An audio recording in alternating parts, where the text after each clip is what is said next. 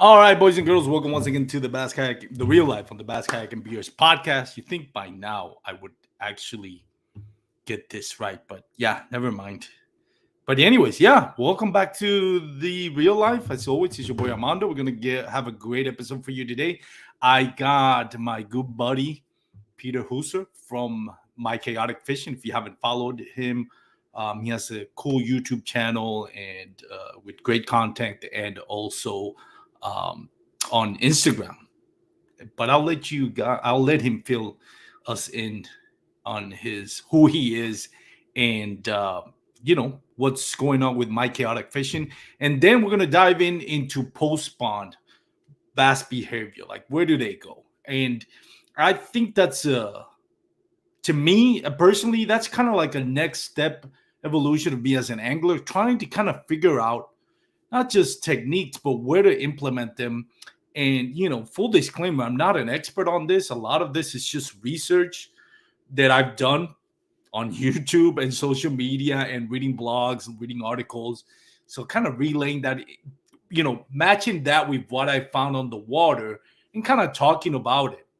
So, this is not really a show that's going to like completely, tackle every single question that you may have on post spawn bass behavior. But it's kind of like what me and Peter have learned through our own research and experience. And hopefully, you guys and girls that are watching and listening, if you're listening on an MP3 format, then can kind of get at least something out of it that hopefully it'll help you on your bass fishing experience or kayak fishing experience. So if you're watching in live, and I'm sorry, I know a little bit distracted. I'm trying to share this link myself. So if you're watching our live show, feel free to share our link on Facebook, on YouTube. Consider subscribing to either Facebook or YouTube. You can follow me on Instagram and on TikTok. I don't really use TikTok that much, but it's there if you want to check it out. And if you're listening on MP3 format, this shows usually air on Mondays, every Monday. If you're listening on Spotify or Apple Podcasts, if you can give us your 5-star reviews, it will really, really appreciate it. It does help out a lot with the growth of the podcast. So, yeah, without further ado, let's dive in and let's bring Peter, who's right on the show. Peter, my man, how you doing, buddy? Mr. Armando, I'm doing awesome, brother. How are you doing? Pretty good, man. Thank you so much for taking the time to come up to the podcast. I am a little bit distracted. I've been trying to contact Andrew from the Serious Angler podcast, because he is a fishing guide up in Lake Erie, and I'm trying to book a trip in mid-July. So he's now finally, after 2 days of trying to get in contact with him, he's been guiding and fishing derbies. Finally, send me a text. He just get back. So now. Yeah, right now as we start the show. So we can do all the plugs, right? So we're live on Facebook, live on YouTube. Yeah, we're live. So go follow the Serious Angler podcast too, by the way. Go ahead. Oh, yeah. Tell us a little bit about you, Peter, and My Chaotic Fiction, your channel. What's it all about for those that are watching and listening? Man, if for those of you who haven't been following on Instagram, YouTube, all that jazz, it's a lot of everything, right? I love fishing. I used to do it a lot with my dad out in the Pacific Ocean growing up. Did it up in the Sierras, obviously out here, and a little bit here and there. If you go way back in my YouTube, I even fed some grapefruit to some wild gators out in Florida. But it's all over, right? I have done a lot of the DIY kayak stuff. I did a whole series, if you will, on taking a $500 lifetime kayak and turning it into tournament fishing rig, that whole deal, and doing it on the cheap, right, instead of going and spending 10 grand, that type of deal. Recently ended up committing to a Old Town AP 120, really diving into a lot more of kayak tournament fishing. I do the boat fishing. I do, tournament fishing off of that as well. So I don't want to say it's totally fishing centric, but there's this steep learning curve that's happening. And I'm not an expert on, how people learn, but it's very interesting to me.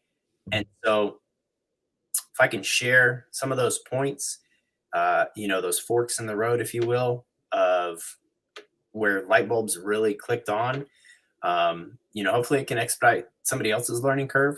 I think there's plenty of fish in all the ponds and lakes and, everywhere we fish. So kind of a way to give back to our community that's given me tons and tons of knowledge in a very short, what I consider a very short period of time, is trying to share that same experience with them and use some of my strengths to facilitate educating on those experiences, whether it be from the fishing aspect or whether it be from the electrical aspect, as far as all the technology that we have out now, if it's to the mechanical rigging of boat, yeah, whatever it is, right? So that's the chaos, right? That's the chaos that this all envelops, and so that's what this all is. Cool stuff, man. And I lost a little bit of audio, as you probably noticed watching me scrambling to get new headphones. I was using my AirPods, but so I missed a little bit. So I'm back with audio. Nothing can substitute a good, hey, tether cable.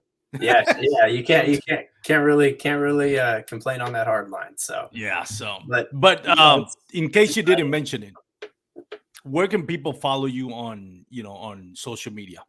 Hopefully it's right on that screen right there, right? My Chaotic Fishing. I have a little bit of a tech background, so you could say. So I kind of captured that whole thing. So from YouTube to Instagram to .com, TikTok, everywhere.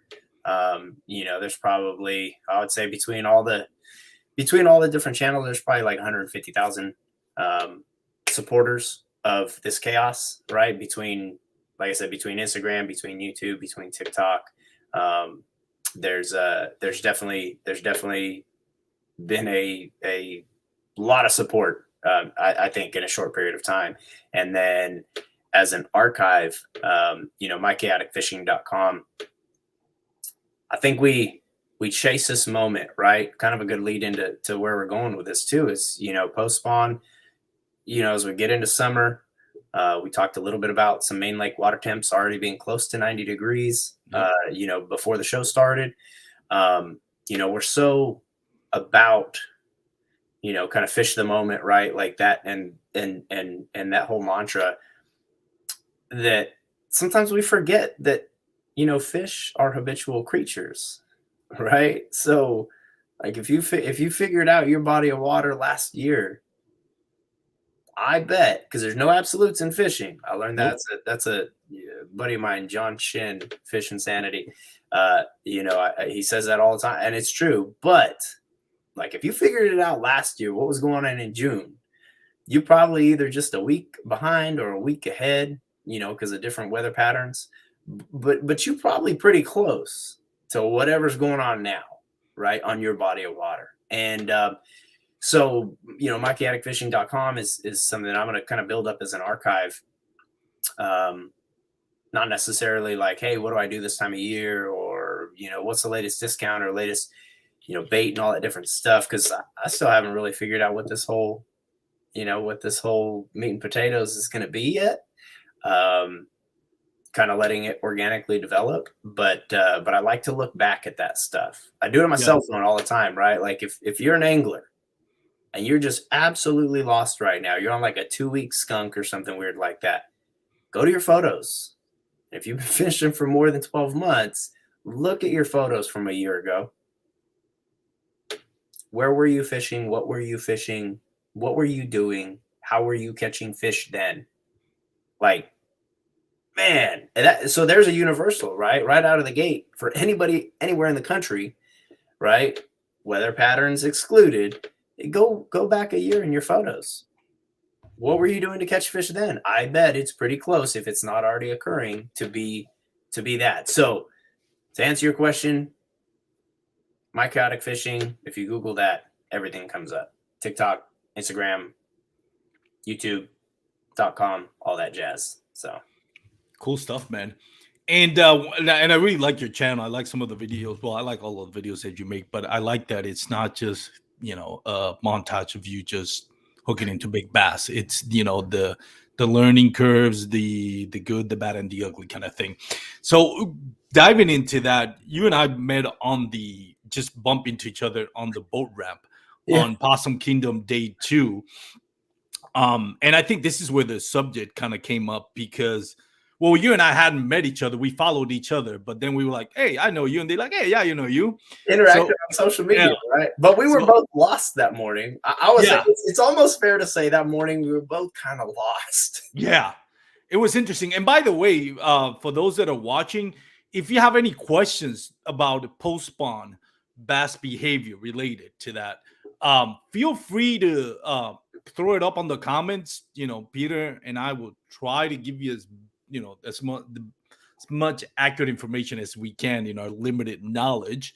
But it's we want everybody not just to enjoy the show and to get entertained by it, but actually get maybe some knowledge out of it. And 915 Jack Club, what's good, buddy? Thank you for joining us, guys, at the Bass Kayak and Beers podcast. We appreciate it. Love what you guys are doing. I think they're from Arizona. I do follow them on Facebook, and they have some cool videos, entertaining page. So going back into that, I was talking to Rolando Nandin, great angler, which I always pick his brain on, how he fishes, and he and even him was kind of like dumbfounded in the same way you and I were about where El Paso 915 Jack Club. Sorry, I got distracted there. ADD. So I wanted to correct that. They're from El Paso, not Arizona. Close, but anyways, uh, we were kind of dumbfounded because we thought bass were going to be behaving in a certain way. For me, for example, the temperatures were getting up there. And to be honest, kind of throwing back what you said about, the season and the weather, it really feels like right now, at least here in Texas, we're like a month ahead, even maybe more than last year. Now, the last 3 years, like last 3 winters here in Texas, have been really cold. Like, in February have been really cold. And they push up that spawning cycle like towards the end of March, um, and beginning of April. This year, it didn't really get that cold here in Texas in February. I know We didn't some have, areas, or yeah, at we didn't least have not as prolonged. We didn't have that snowmageddon. extended freezes. Yeah, we Yeah. didn't have that snowmageddon. And I think it got cold right at the beginning of February, but it warmed up pretty quickly. And I mean, there were some lakes, grass shallow lakes like Fairfield and Cattle Lake, which I both fished in February or March. Mhm. I mean, Fairfield by the end of February, the vast majority of the bass were spawned. That big wave of spawning bass was already done. And that's two lakes that are really shallow, really grassy. So And in think the about it. Go ahead. It's a smaller body of water. It's also well insulated, right? So you have all that vegetation that can keep some of the warmth in the water. Um, you don't have, and it's something that happens later, right? Towards this year, it's happening, end of June, beginning of July, but um, you don't have that division of temps in the water column, right? Where you start to get a thermocline. I mean, that's certainly not February business, but those lakes, I, I think they remind me more of like a pond. Like everything seems to happen if you do any pond fishing, man. I think the ponds are typically a little bit ahead of lakes, to be Oh honest. yeah, yeah. Uh, But and going back to, and sorry to interrupt. I know you were going to say something, Peter. I want to oh, take I was the just looking at opportunity to Johnny's. pause. Yeah, I was Yeah. just looking at Johnny's question. So it says, how long do you consider post spawn to be, and do you think it's based on temperature? I personally believe it's based on temperature because the spawning is going to be based on water temperatures, and therefore the post spawn is going to be, it trickles down. Like I don't think post spawn is going to be directly affected by temperature. I think it's going to be the spawning got affected by temperature. So therefore, the post spawn is going to get affected by temperature. But I really don't think, in my opinion, I could be wrong. I'm not a marine biologist, but I don't think bass are going to move once they go into that female. So let's break that down. Like once the spawning ends, males will typically, once the eggs hatch, males will typically guard the nest. Females, the convention wisdom is they go deep. That part, I don't think it's based on water temperature. So I hope that kind of answers your question, Johnny. What I do think is, if that, like I said, if that early temperature, if that early spawning cycle begins due to temperature, then that post spawn cycle is going to begin earlier. But it's just, again, going back to how the temperature affected the spawning. As far as what you just mentioned, temps and moonface, I really don't think. I think we overthink or overrate the moonface when it comes to spawning. And this year I think proved it. Like the first full moon of spring, which everybody thinks like, okay, this is where they're gonna be spawning the big Right. females. Yeah, like Big females were done by then. By the first full morning spring, most of again, different lakes. I mentioned Grass Lakes, Belton Lake, which I fished kind of around the same time, was way further behind on the spawning cycle than it. And again, that's kind of like Possum Kingdom. It's a deep, clear water lake with barely or little to no grass. So it really also depends on the lake as well. You wanted to add something there, Peter? I know I interrupted you. No, it's all good. Man, there's so much. We could go into so many directions on this, right? I guess so. The first thing my mind goes to is, all right, so we have three key spawns, right? And it from the tip of the iceberg, the little knowledge that I have, right? It's like, all right, so we have a bass spawn, then we have a shad spawn, then we have a bluegill spawn, right? I can say a couple, like 2 or 3 years ago, when we had that big ice storm, it really threw off the timeline of that stuff happening, and we ended up having like a shad spawn later in the year, kind of weird stuff. Anywho, when I say temps and moon phase,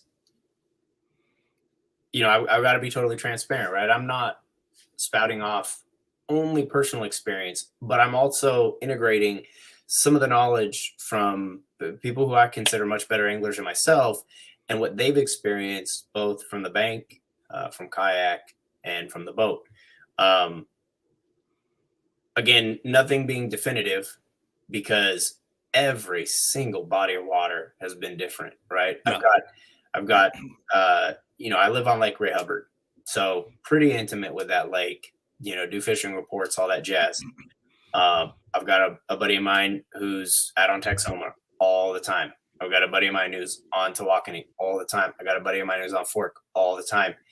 And we're in, a Facebook Messenger group, and all that group discusses is like, nobody bullshits in that group. It's straight up like, if you go out fishing and you come back in that group, like all we literally say is, here were the temps, here's what I saw, here's what I found them, here's what I used, didn't hook up, did hook up, whatever the case.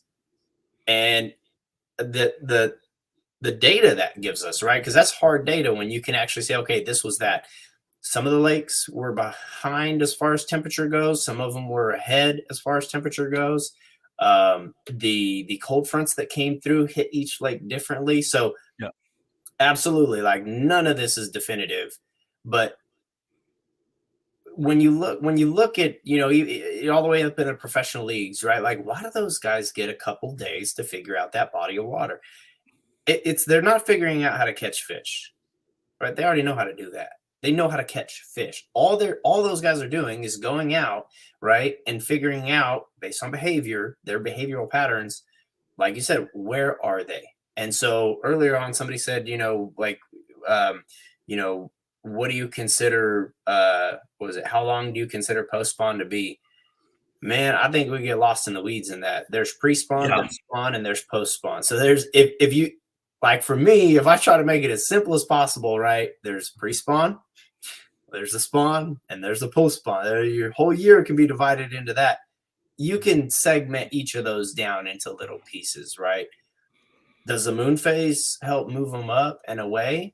I mean, I can only speak to my lake, but I can absolutely tell you that, closer to a new moon or a full moon, like generally I can find them a little shallower, right? I can find them in that 4 to 8 foot range versus on the 2 week other end of that, where instead of 4 to 8, right, I'm going to go 6 to 10. Something I've recently been focusing on is man, how much difference 2 or 3 contour lines can make, right? From from I guess just my previous understanding, which it changes every day. But so when I'm looking at post spawn behavior, it's like we can go back into little coves like on PK, right, where you and I got together in back of that cove on Sunday, right? And what was that post spawn behavior? Like, let's not forget that the life of a bass is eat, not be eaten, and reproduce. That's it. Right? And then as a subset of that, they again, this is all just learning and accumulative of new knowledge that I gather virtually on a daily basis. But then a subset of those 3 things, right? Eat, not be eaten, and reproduce is comfort, right? And that kind of does take a back seat sometimes because we'll go into places like the back of that cove where you had all these different species that seemingly, if you looked what they were chasing, Armando, it was dude, they were fingerlings. Dude, there were some shad, but there were a lot of bass fingerlings that were. That's exactly what I wanted to touch on. If you don't mind me Dude, you for a second. Hey, tell me Johnny, it wasn't weird though, because like nobody.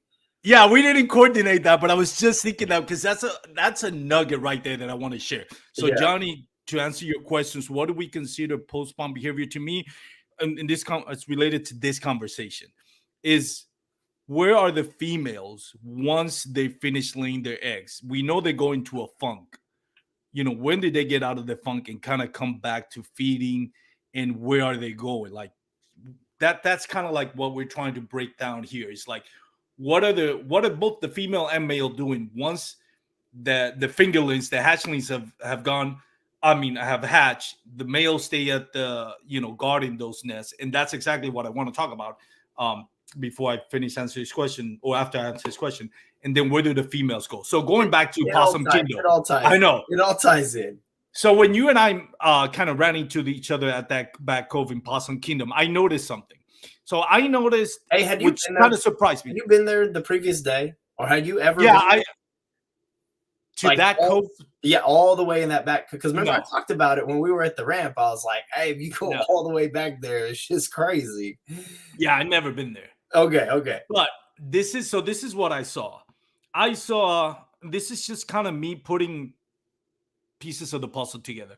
I saw I'm casting in and I get hit on the top water by a white bass, sand bass, whatever you guys want to call it. And I was like, usually those are in wolf packs and they're chasing shad. It's like there is no shad at the bottom of this cove. Like there's none. So it kind of was like, that is weird. So I cast in again, and this time I cast in further. I cast like 2 inches of water. For those that have seen my Instagram video, is that where the goats were crossing? The goats. That's the video where I caught the white bass. The one after that is when they are I cast it right where they're crossing, where you see the water splashing. And in there, I got what I think it's a male guard nest. And he was like in inches of water. And he annihilated that top water. Like he hit it with reckless abandon. And that painted a picture for me. It's like, I don't think this is a female. Because it's not like really skinny post-spawn females, because they're like the paper thin once they drop their eggs and they haven't eaten. So it's not a female, I don't think. Again, I could be wrong. the general size. I mean, and I'm not exaggerating. You were there. You saw probably 80% of what I did. The water clarity, it was Yeah, a bit better on Saturday, but I mean, I saw over 50 bass on Saturday, and yeah, with the exception of like two or three, honestly, like I saw two or three fish that could have been, stout, girthy females. I don't mean like full of eggs, but I mean yeah, like that bigger build, right? That a female bass typically going to have. Man, I saw like two, three, four. The rest were like younger and male, and yeah. and and I'm not exaggerating. Oh, visually sight fishing could see over 50 bass in that area, all So, between 10 and 20-inch size. so going back to that, that to me was like, okay, this is a male garter because there were some fingerlings like this is not Chad, this is actually Frey. So he's a garter. He was just guarding, and he was probably guarding from that white bass that was probably trying to pick apart the Frey. And so I was like, all right, so I know there's a male garter here. I don't think there's going to be any more bass around this. So we started making our way back to the cove, and then we got a little bit deeper, and I started throwing a shaky head, and that's where I caught a female. But I think it's a female around the same size, but very paper thin. So I was like, okay, this is a female that dropped her eggs, and it is now to Johnny's question in his post spawn. She's going deep, and she's just going through that funk or that, just going deep and then probably at some point coming back up and starting to feed. Now, me and Rolando, we kind of thought the same thing. We thought like, okay, we know the spawning cycle started really early this year, but this is a deep water reservoir with very clear water and with no grass. We we thought that the big females were going to be still in those post spawns deeper, in 15, 20 feet. And they wasn't. I caught the first day I caught my limit. The smaller ones were again paper thin females, generally in the 15, 14, 15, 16-inch range. And they were deep, like that deepest bass that I've ever caught, 30 feet deep down on a boat dock on a point. That's the deepest I've ever caught a bass. And the first one came out at 15 feet, and they were both like small. So that tells me, okay, in pretty much every animal kingdom, the bigger males, the bucks and deers, you see it in antelope, the bigger males get to decide when they mate and get to pick their females because they're big, they're brood, and they push the young bucks out. Female bass kind of do the same thing. So female bass are going to be that first, in my opinion, that first wave of spawning, usually, in my experience, is where you catch the bigger females because they're bigger, they're stronger. They get to pick their spots and defend their spots. So they get first pickings kind Well, of and thing. remember they can spawn multiple times, Yeah. right? And they can hold off. I mean, if a weather pattern comes in and this is kind of where to tie back, right? Like somebody asked about like what it is, right? And so I think temps and moonface, I mean, if the perfect weather is happening for them to spawn, right? And the females move up and you have big healthy males up there with beds ready to go, and a weather pattern comes through and shuts it down, dude, a lot of the healthier females are going to go and the older ones, because again, like their knowledge, I'm not saying that these are like infinitely wise creatures, but they're They far, have an they they're have far from stupid. an instinct. That a survival instinct in their Yeah, DNA. and so to them, right, a big crazy weather pattern that comes through, even if it's like you've had a week of stable barometer, right? Because barometer plays into it, temps play into it, moon phase plays into it. So like if you have those things leading up, right, and everything is looking good, and then all of a sudden some crazy weather pattern comes in, right? Disturbs the clarity of the water, disturbs the temperature pattern of the water, disturbs the barometric pressure history that has occurred over the last 3 to 5 days. Those big females, especially in my opinion, I would think, especially the bigger ones, the older ones, to them, they just see the percentage of chance of their offspring and their genetics continuing go. Yep. And dude, and they pull back. Now it doesn't mean they're all going to be gone, because I've gone up and seen shitty weather. Excuse my language. I've seen terrible weather come through, and man, they're still fish on beds, but they're not really impressive is relative. But like, when I think of like if I'm going to catch a fish on a bed, I don't really target bed fish, but I like to see them. Like if I see them, I know I'm not far off from where they're coming from or where they're going to, which is super attractive to me. But and I don't see, but maybe some like 2 or 3 pounders. Great fish to catch. I mean, dude, I won't turn down 5 3-pounders in a tournament. But if I'm out, like we talked about earlier, just fishing for me, dude, I could catch one fish all day, but be absolutely stoked on that because of the knowledge that I absorbed, leading up to catching that fish. And then my kind of breakdown that I do afterwards, like, was it stupid luck? Like that is an option, right? Like when you catch a good fish, it's like, was it stupid luck? Yeah, absolutely. Or can you really break down like, okay, why was the fish there?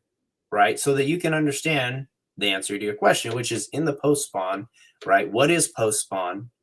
How long is it? Like people have been asking, what is the behavior that dictates that post spawn? And so what we know, right? Like there's, very few absolutes in fishing, but they want to eat, not be eaten, and reproduce. Eating is high up there. The comfort levels, they fluctuate how important that is. But in the post spawn, they know one thing, right? Absolutely, right? A signal at the end of post spawn, if we break that down into another segment, Johnny, like I would consider, summer is post spawn, right? It's after the spawn, but it would segment into that tail end of post spawn, right? That carries all the way until, January, depending on what part of the country you're in and the weather patterns and how your lake behaves and all that. But what these fish know after they've reproduced is in the not so distant future, right? A lot of uncertainty there. In the not so distant future, there will be some level of scarcity for food. Like, why is the fish gonna gorge itself to the point of, I've caught fish with, half the fish sticking out. So you can't tell me that there's not some instinctual behavior occurring, right? When I catch a fish, 4, 5, 6 pound fish on a big 10-inch worm, right? And it's got a shad tail sticking halfway out. Bro, that fish just ate a good meal, like nutritionally high in value, right? As opposed to this little juicy thing here, right? Which I'm not a biologist, but I can tell you 2 things that seem to resonate with all of these folks, right? The people much smarter than myself, right? They say 2 things. 1, they're mortal enemies with this guy. And 2, they're very low nutritional value. So like for any bass that is going to look at eating something, right? It's how, invest, what's the investment? What's the return, right? I'm going to invest all this energy to eat this thing that's going to provide a super low return on nutritional value, right? Like I said, like people that work for Texas parks, like some of their top people are like, I can't tell you why, but the bass and the crawfish, they're mortal enemies, period. It just is what it is. So I'm going to take that for face value. And so when we're looking at post spawn, right, like you said, after the recovery, the next thing is they know some sort of scarcity. So they eat, and they eat like heavy amounts, right? And then you could even take that segment of the post spawn into these different windows, right? So like the ones that you and I found at PK, the ones that a lot of other people found at PK. And when you go through, because I've watched a bunch of their YouTube videos that are covering like how they caught those fish. Dude, a lot of these guys during that Bassmaster Kayak Series weekend were like, dude, I was burning a swim bait. Think about it. These fish were literally chasing big 6, 7, 8, 9-inch swim baits that guys were burning in. At high. Why would a fish expend that much energy for a meal, right?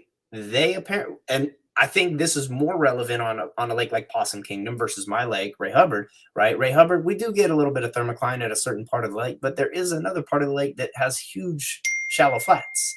So there's always going to be, a food supply available versus at Possum Kingdom, that deep lake has probably a very definitive thermocline. And that sets off a whole chain reaction in regards to the food supply. Now there's also other fish, right? My lake has hybrid stripers in it. And so there's an apex predator.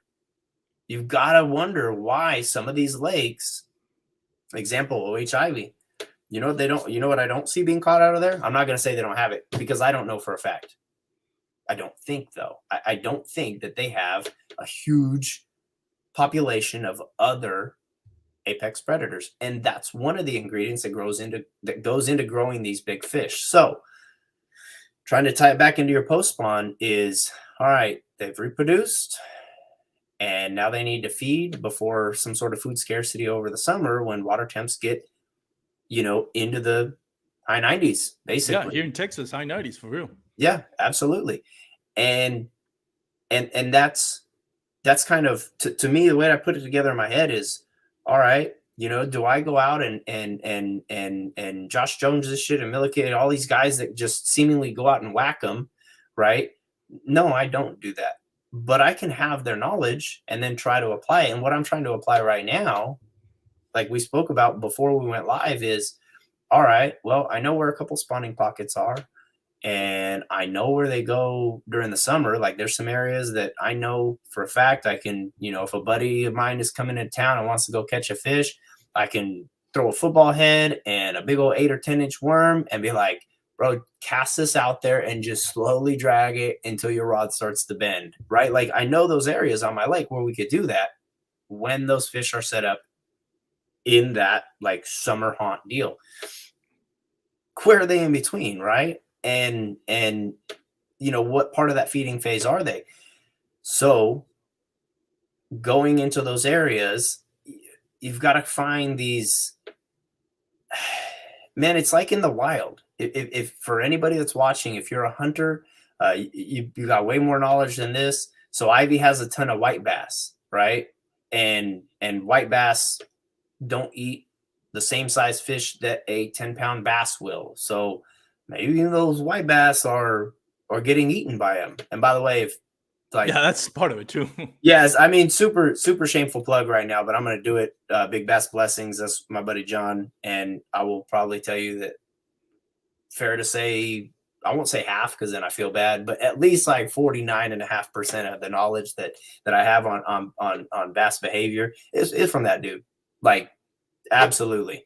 And so I'm thinking about it and I'm like, all right, well, we know where they are in the summer, right? And we know where they were spawning, right? And what is the in between, but that's a big area. So out in the wild, like if you're a hunter, right, and you know where the different stages of the animal behavior is, dude, you look on the side of hills, and these animals don't just randomly run up the side of a hill. There's little pathways. Yeah. Right. And I started to think about that like that. Okay, if my lake was empty, what would be a leading area? And so literally on Father's Day, I went out and dude, I'm telling you some minute differences. My home lake, it has features and there's hundreds and thousands of people that are way more experienced and knowledgeable and catch bigger, better fish on my home lake than me. But as these pieces come together for me, like a beginning angler, I'm finding out like my home lake, it's not like a super featured lake. It doesn't have hundreds of these long points that I need to go search, right?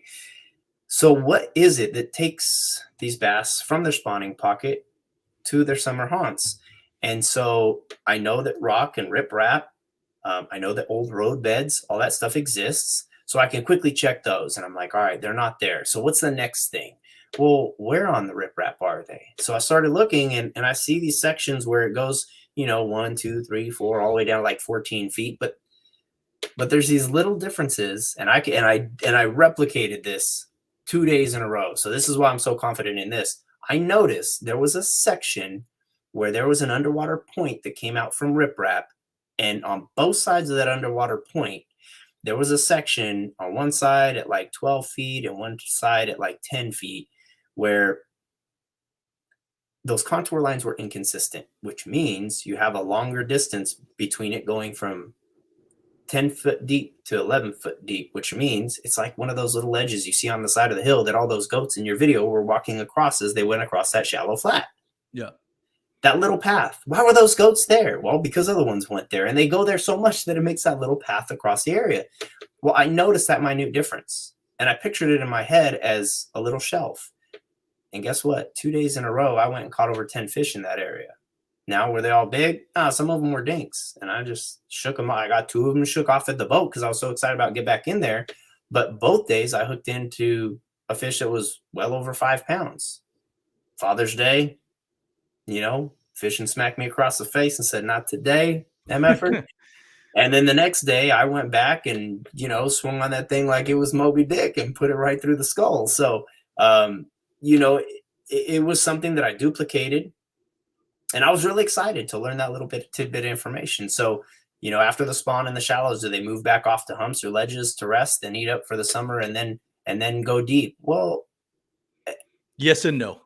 yeah, I mean, if your lake is deep, it's relative, right? Like my home lake is 43 feet deep, I think, at the deepest point. But then you go to PK and it's like, what, 80, 90 feet? Or then you go out to the West Coast in California and there's these little tiny reservoirs that are probably smaller than some of the ponds that we fish here. And they're like 280 feet deep. So let me touch on Southeast Georgia kayak bass fishing. Thank you again for your question and watching. To answer the question, is like yes or no. And again, I'll go back to my experience on Possum Kingdom. And again, I can't say this enough. This is a deep water reservoir with clear water, little to no grass. This is very different from, let's say, Lake Caddo, or any southeast or East Texas lake where it's grass. There's different parts of that lake. Yeah. Right. If you're up the river, there's vegetation. If you're down towards the main channel of the river where you've got the deep, deep water, clear water, you have very little vegetation. But so they're holding it if you find it. Yeah. Going back to that question, there's general resident bass. There are female and male bass that are just gonna go deep and would always stay deep until they go, spawning, until they get to their spawning cycle. Once they're done, they'll go back to deep and they'll stay deep. That's just, there are permanent residents. And then there's the bass, the same thing, that stay shallow no matter how hot the water gets, no matter, that they don't follow the general rule of like, well, water's warm, go deep. They do move around though. So they move around. Yeah. You talk about like resident fish, right? The resident fish. And then there's the population of resident fish shallow and the population of resident fish deep. And then there's the other third what makes a resident fish a resident fish other than it stays in a general area? And this is something that's been proven scientifically. Like there's some great videos and studies on this. So it is a little bit leading to ask you this question, but Armando, like to you, why does a resident fish exhibit the behavior that it does to kind of stay in the same area all year long? Like what needs to exist for that fish to become a resident fish of an area? What needs to exist? I think a lot of it is genetic, and I think a lot of it is age. When you think about it, as you get older, you kind of like set in your ways and you find your comfort zone. You're no longer a youngling that's experiencing the world and trying to figure out stuff. You don't have the energy to move. When you think about this big female basses, they're 8 pounds, 22, 24 inches. Right. They take a lot of energy to move. Yeah. So once they settle on an area, and I've had it in, I'm not going to say the exact point, but Eagle Mountain Lake, I've caught a 22-inch bass, the same spot, a year apart. And I can tell you by looking at the pictures, this is the same exact pattern. This is the same exact bass. There's been almost a year difference. Same thing happened. There's no argument that. There's stories on Palestine, on Fork, and I'm talking Fairfield. Fairfield, I caught a My second biggest bass I've ever caught was in Fairfield. On spring. A year later, I caught it at the exact same spot. The exact What same makes spot. The what makes same that resident fish. fish? It just it. And that's what I think. It's just when they're bigger, they're gonna just stay in that What does a new area. angler? What does a new angler look for? How does a new angler go? Oh, And like this area has fish. But think about it. Like if a new angler is like, oh, cool, this area has fish, right? I think that Father's Day and the Monday following it. Like I love these aha moments, right? They're so rewarding. What can a new angler do to duplicate those aha moments, right? What makes that fish other than it's old? And I completely agree with you, right? I do think that once they get, but there's something, and I think I have an answer for this, but go I'm ahead. trying to Take see if over. we can put some pieces together here live. Why would that fish be in the same area 12 months apart for you to catch the same thing? We're not talking about spawning because we know they go back to the same bed spawning. Sure. We're not talking about that. We're just talking about after or before spawning, right? No, I mean, I think we kind of parlayed and went into, so like Southeast Georgia kayak bass and said, do they move back off to humps or ledges to rest, then eat up for the summer and then go Yes. deep? These things. So I think I'll just cut right to it. So you caught a fish, same fish, a year apart, same place, right? I'd be willing to bet you could probably catch that same fish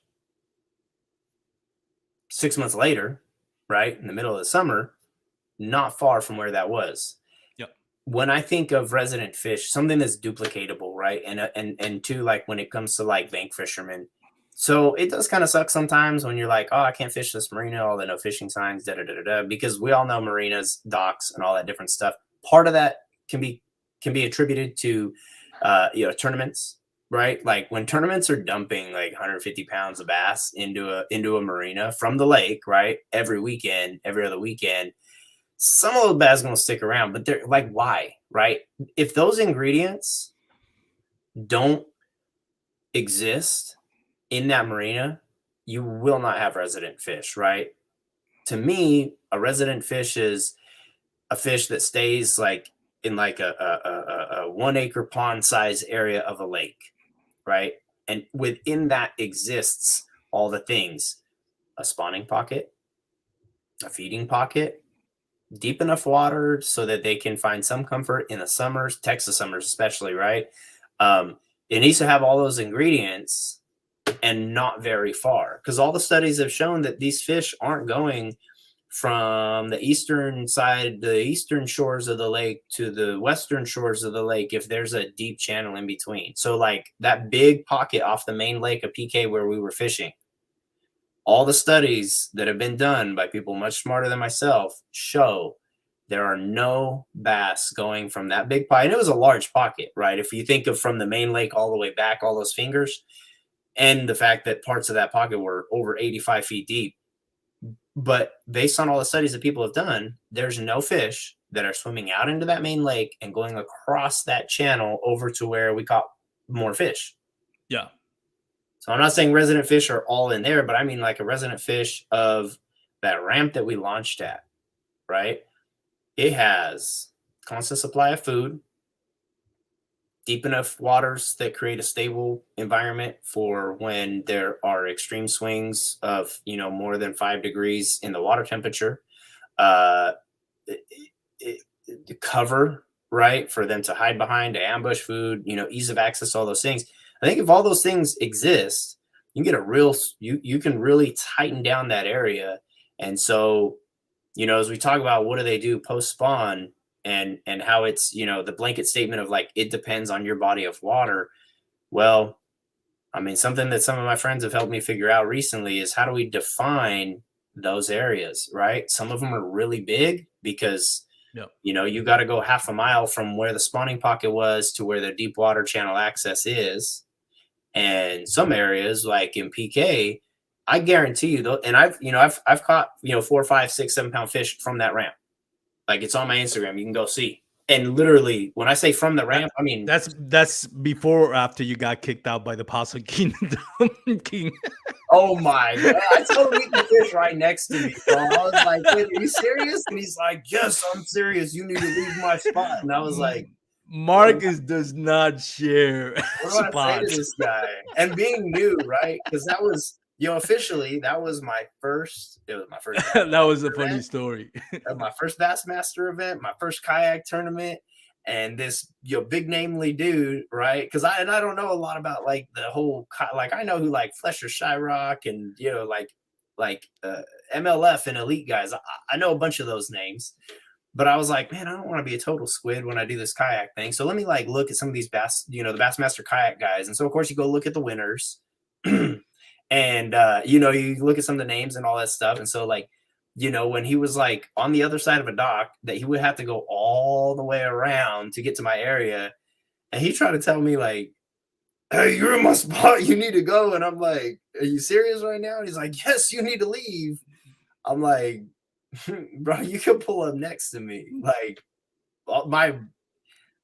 everybody has bad days, but that was definitely funny. But yeah, so from that ramp, the same one that homie tried to kick me out of. By the way, tell that homie I caught a bunch of big ass fish from there before. And yeah, and not throwing shade to Mark. He's a good buddy, but I know he's not gonna be like Mike, like Joe and Marty Hughes, which kind of share a spot. They got second place. There were like 3 or 4 anglers sharing a spot. Mark's not gonna. Mark's very competitive, and he's in there for win. Like, yeah, bro, I will blast it to all 100,000 my followers and blow that spot out so fast. No, but and so on a real note, like, why did I just say, oh, you can come? Just like post up next to me. And the reason is because literally a few weeks before, when I was there with a bunch of my friends who were kind enough to say, hey, we've been to this lake before. We know an area that you might want to check out and explore. Like, we pulled up to the ramp and we were about to launch. I mean, we didn't have poles in our hand. We had PFDs on. We were about to launch. And these fish started blowing up. And I was like, don't even launch. Let's just start casting. And my buddy went in, boom, blows up a 5.5. Buddy goes in, boom, blows up a 6. I throw in, boom, blow up a 7. Buddy throws in, boom, throws up a 4. Like, dude, this is like 4 or 5 dudes with the nose of the kayak right off the ramp, all casting big 1, 2, 3 ounce swim baits, causing all sorts of commotion, and we're all catching fish. So tell me to leave that spot like you're gonna guard it and catch every single one of those suckers. Like, get out of here, dude. Anywho, but yeah, so that area, just it has all the things. Yeah. And I mean, I was super stubborn about it, but do they, big bass blessings, right? So after the biggest bass spawn, there's a feeding stage where they bulk back up. And if you got shad, herring, bluegill, any of these, big schools of what we consider bait fish, and their spawn lines up for them to capitalize, like, dude, it is on. And so I think that answers why and I think that's what Big Bass Blessing and again, I appreciate you commenting. So if Southeast Georgia kayak bass fishing, that's the answer I think that you were looking for. And shout out to Big Bass Blessing for putting it on the comments. We try to get to the answers, but we go on rabbit holes. So, but I do want to get to some of the questions before we continue. And then there's another one here. Again, Southeast Georgia kayak bass fishing says, question: what about fish being caught during spawn or post spawn and rode around the lake in hours to weigh in? Does that make it way back to the areas that it was caught at? I think I've heard of stories. And there is an answer to that question. Yeah, that's backed by data. Yes, some of them do. So as that study goes, there was like 1 out of 40 or 50 fish that actually went back. The majority of them didn't go back because they found all the things that they needed in this new home, right? And that's what's kind of cool about like docks and marinas and stuff, right? It does have all of the ingredients for making a bass comfortable to live, so that's cool. But yeah, the ones that are far away on the other side of a 30 miles up the river, like those, no. Generally, those fish, again, I'm not the biologist, but I've seen studies put on by some super intelligent people that are using GPS tracking data, that are Yeah. using fishing tags, all that different stuff. And I think one out of like 50 or 60 fish that they took from their spawning bed area and, put them all the way over on it. It was like one that went back, and the rest of them were all within like 2 miles of that area. Yeah, and I think I saw that video, and I wanted to touch on something because that's going back to what the original topic that I was mentioning. So me and Rolando, when what I kind of figured out is okay. Day one, I start going. I'm thinking they're in their post spawn, they're deep. So I caught 15 feet, 30 feet, but they were like 14, 15, 16-inch bass, paper thin. My mind that tells me, okay, these are post spawners. This is what I'm looking for, but this is not the size that I'm looking for. I need 19, 20 inches. And then I got to a spot where I had to kind of change my game plan because there were other people in the area. So I couldn't go to this deeper docks that I wanted to because I would have kind of been, shoulder to shoulder with other anglers. And I just don't, I don't like doing that. If I it's kind not of, your, yeah, if it's yeah, not your jam, it's not. it's So I go into this like shallow flat that has this really shallow pocket. And lo and behold, I found this small, when I say small school, I mean quantity. We talking Saturday or Sunday? Saturday, about 3 or 4 big brute bass. And I see this school of like shad. And this school of shad were just circling. And I got I ran into that school of shad. And typically shad see you, they'll go the other way. This school of shad, they were like, nah, we're not leaving this spot. There's a reason. There's a reason why we're not leaving this spot. And I couldn't see it. But lo and behold, there was a school of big brute bass just coming along the shoreline and just waiting to pounce on them. And the funny thing is, I throw a square bill, deep shallow. I threw it so shallow, not a square bill. I threw a wake bait that doesn't dive more than 6 inches. Yeah. This is how shallow I caught this fish. Before I caught it, this wake bait hits, it has that little like 90, almost 90 degree bill on the bottom. Yeah. Hits a rock, breaks, chips off a little, and it starts kind of like swimming very erratically. Like it would come up out of the water and they go back and come up out of the water. I'm like, that's funny. Why is it doing that? So it broke rhythm. So I get a 17-inch bass and another bigger bass following it. Like I almost caught 2 bass. Like the other one was just nipping at the other treble hook. And for a half a second, I thought if I let it in the water instead of netting, maybe I can get 2 bass with this square bill because he has 2 treble hooks. But it didn't. As soon as I pulled I don't know what it is about nets. Bass have that instinct where they see a net, they go crazy. So as soon as I pull in the net, the other bass left. Yeah. And I caught that one. And then that activated a bite. And I've heard about this, but I've never seen it. So when you catch a bass, especially when you're throwing a swim bait, shad style swim bait, or in this case, a wake bait. Yeah. A lot of times you see that other bass followed it. So maybe they were just on the outskirts of that cove, just kind of minding their own business, waiting for the opportunity. They see this wake bait, one hits it, the other one activates, and guess what? Next cast, dude, it's a feeding frenzy. I see this huge splash on a point that was about 2 feet deep. Because the square bill, the wake bait have that chipped, square bill, whatever. I switched to a top water. What was it that I switched to? And again, makes no sense. This is like this. I'll say this. I didn't think this was going to work. This was more like every point that I wanted to hit on is crowded right now. This is the only spot where nobody's fishing because it doesn't make sense to fish it, but I'm going to try it. And lo and behold, the guy that had just left that spot comes back because he sees me. He sees caught you these 22 and something inch bass just hitting top water, which is what you always. It was wasn't a Chapo. It was the other one. Whopper Plopper. Whopper Plopper. And I net it, and that They're got me all- hey, thinking. let's Okay, let's be honest. They're all Whopper ploppers, just made by different companies. yeah, pretty much. So now that made me think, and this is where I wanted to kind of like end the kind of not end the segment, but kind of to make my final point. The bigger female bass were up shallow, which means they were already out of their post spawn behavior. And the reason I think for that is because since they're the big brutes, the bullies, the one who decides when I'm going to spawn and where I'm going to spawn, because the rest of the other females are smaller than me Yep. and I can pick and choose, I can make my claim. They spawn at the optimal time, which is usually at the beginning. So therefore, they're ahead of the smaller post spawners.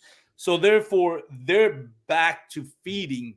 So that I was like, all right, now I kind of putting the picture together. Bigger female bass are done with their post spawn. They're now feeding, and the smaller 15, 16-inch females are deeper, paper thin, because they still in the post spawn funk. Mhm. And I was like, all right. And me and Rolando were talking about it and kind of both made the same assessment.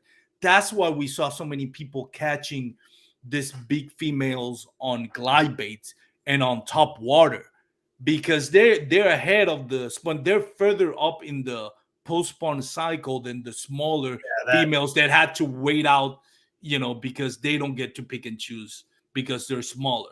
yep. And They're subject to being part of the food chain, right? And dude, some of those it was crazy. Yeah, I went back. I needed to go get revenge because practice was awesome. I found a bunch of 18 to 20-inch fish. I was going to be happy if I just caught, you know, honestly, I was like, if I can get top 50 that weekend, and I felt confident about it too, because in practice, yeah, I didn't go wear out a spot. I just chose what I believed were high percentage spots. And then I either confirmed or took them off my list of places I was going to hit by how long did it take for me to catch a fish. Dude, if I had to make over 20 casts, it was not a high percentage area. But I had 5 or 6 areas locked down that took less than 20 casts to get a 17-inch plus fish. And I was like, dude, if I can just go to each one of these spots and get one 17, 8-inch fish, like after that, I don't even care where I end up. Like I'll be happy that that's the results of my first tournament. What changed between Thursday and Friday into Saturday, Sunday, I can't be definitive about it, but those fish were not in the same exact areas on the same exact pattern. And we had some weather come through, but what I know now, and like what you just said, is those fish at the given stage locating an optimal feeding position and the size of those fish kind of dictated by where were they in that process, right? Like, man, hindsight. As long as hindsight's 2020, you didn't waste your time. That's you're right. The worst thing that can happen is not to getting skunked. It's not to learn anything. Absolutely. Because you can I know it's cliche. A blind squirrel can find a nut every now and then. Absolutely. I'm living. You can. I remember my biggest bass, which is not measured. This is before I even started kayak fishing. I didn't bring a weight scale. I didn't bring a hawk throb. I have pictures of it to prove it on Instagram, but it was close to a 24-inch bass. Yeah. And it was heat of summer, post spawn female. Now I know that. Now I know it. And it was on a drop shot. I didn't know how I figured it out. So even though that was a great day in the sense that I caught my biggest bass and it was like maybe a once in a lifetime bass, I didn't learn anything. Now after 4 years of doing this, now I understand what is it that I did. And it wasn't because I outsmarted the fish. It wasn't because I figured out. I just didn't know anything else to throw. So that's why I threw that. And going back to that cliche that I mentioned, I found, I stumble onto a fish without knowing how or why. If you go throw a jig in the same, and this is something that I've been on the side doing, right? There's a fishing area. It's real close to me on the lake that I live on. I'm throwing a jig there 300 days out of the year. And I'm catching different size fish. But what I'm going to learn from that, more so than, I mean, I have a chance, like it's not zero. So it means I have a chance. I have a chance, right? 2 or 3 times during the year to catch a fish at its biggest stage, right? It might be a 3.5 pound fish, right? And that's the biggest it's ever been in its life yet. Could catch a 10-pound fish. What I know is that what I'm learning by fishing the same area, some days you don't catch nothing. Some days you catch 7 or 8. What I'm learning by throwing the same bait, like in the same exact area, is I'm breaking down the behavior of, the resident fish, why they're moving. It's at a marina, and to what you said, right? You just happen to throw a drop shot that day. A blind squirrel finds a nut. Yeah, but you still caught that fish. So hats off, because that's freaking awesome. Like, I don't care whether you understood the mechanics about it or not. You caught that fish. That's freaking awesome. But what if, now knowing what you know, what if you went to that area, right? That area that big fish once was, has the mechanics of life for those fish to exist there. Can't argue with it. If it didn't, your fish wouldn't have been there. Yeah.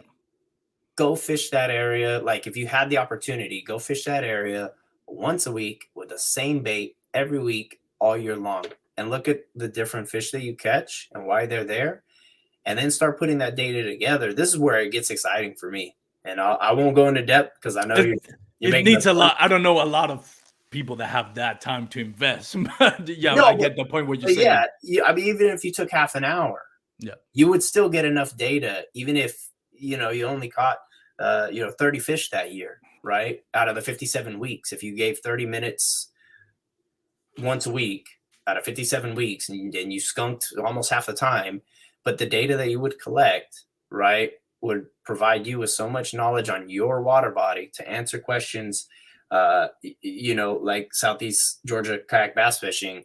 Why do they go where they go, and when, like, fish being caught during the spawn or post spawn. Oh, that was a different question. But the humps, the feeding stages, all that stuff.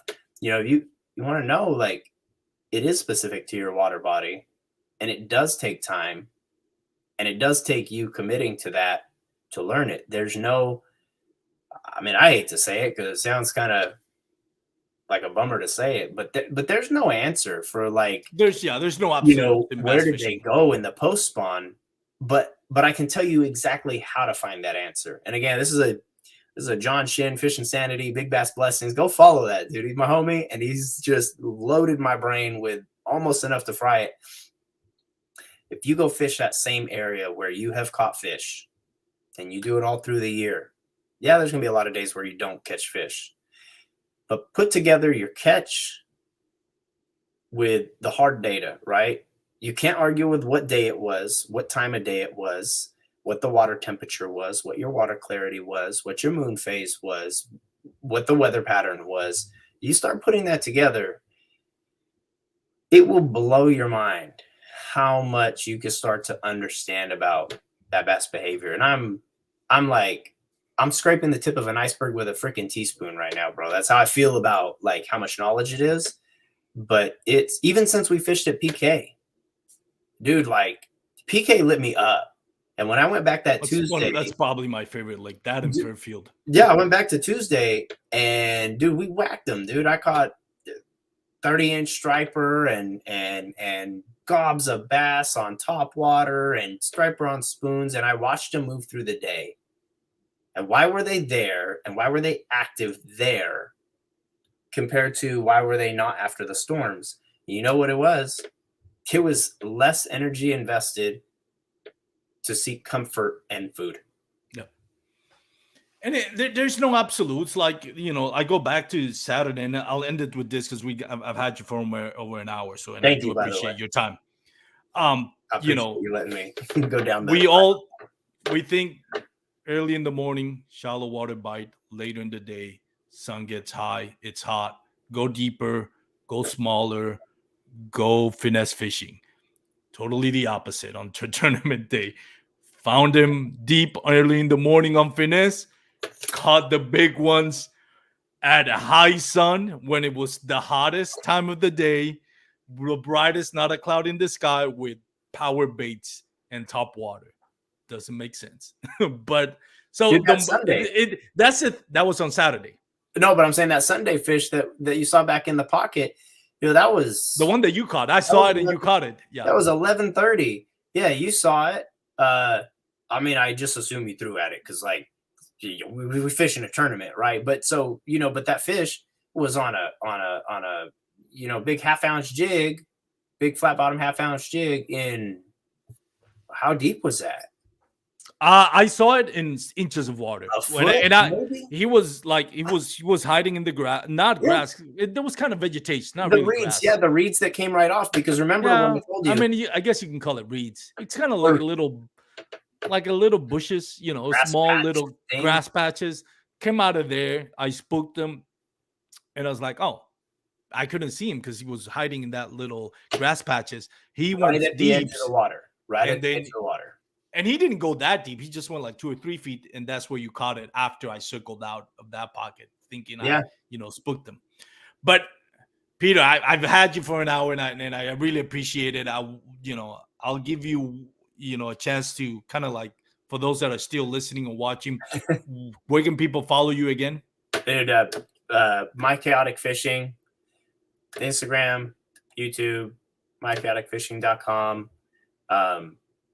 It's that's why I threw the handle down there in the name. My bad, it's that side. Should be right there. Armando, dude, thank you so much. And, my pleasure, man. Dude, I'm excited to go back there. I started combing through a bunch of your episodes and was like, oh, dude, this is awesome. Like I've got a bunch of them on my watch now list for drives to different lakes. I'm super excited about it. So dude, thank you not only for today, but also, man, I learned a lot from you the day that we went fishing together, dude. And I hope that sometime in the not so distant future, we can go tug on some again, bro. I'd love to have you up here. If you got some spots down there, dude, it was a lot of fun. I really enjoyed it. I appreciate it, man. And thank you so much for joining us and, taking the time. And for those out there watching or listening, remember, if you are listening on MP3 format, Spotify or Apple Podcasts, if you don't mind, give us your 5-star reviews, leave a comment, let us know how we're doing. We do appreciate it, good or bad. Let us know how we're doing. Let us know how we can improve. Let us know what subjects you want to talk about. Remember, I have the Real Life, which kind of more talks about the life of anglers and content creators. And we also have the Advanced Kayak Anglers, which usually airs on Wednesdays, and that talks more about techniques and baits and ways to improve your bass fishing knowledge. So again, thank you so much. If you're going to be on the water, wear your PFDs. I remind everybody, just because it's bass, kayak, and beers, I'm not encouraging people to drink on the water. If you are going to have a couple of beers when you're out fishing, just especially if you're in your kayak, just make sure you drink responsibly. It is hot as hell here in Texas right now. So make sure you're hydrated. And above all, make sure you make it back home to your loved ones. This has been The Real Life on the Bass, Kayak, and Beers. Thank you to Peter. See you again next time. Peace out, everyone.